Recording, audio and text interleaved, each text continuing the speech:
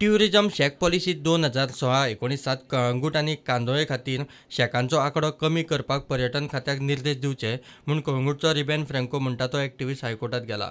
ह्या दोनूय दर्यादेगांचेर मोठ्या प्रमाणात ट्युरिस्ट आनी थळावे येतात, मात दर्यादेगांचेर तांकां सुशेगाद मेकळेपणान भोंवंक मेळना।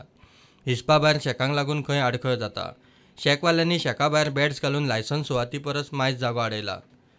We had filed a public interest petition on the ground that saying that the entire beach is heavily congested with shacks, beach beds, and there was a lot of illegal trade taking place there, and that we were seeking a survey of the entire beach stretch, and that we were asking that heavily congested areas on the Kalangut beach stretch should be decongested by restricting the number of shacks.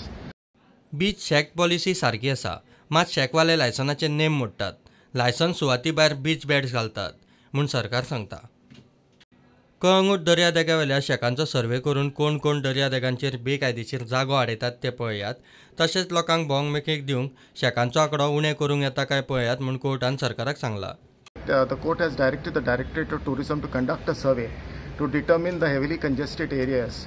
Secondly, to take steps for decongesting the beach and those heavily congested areas, and to, in fact, to also conduct a survey to demarcate and find out where the illegal shacks or any other erectments are put up on the Kalangut beach stretch. And the report has to be submitted within a period of 4 weeks to the Honorable High Court.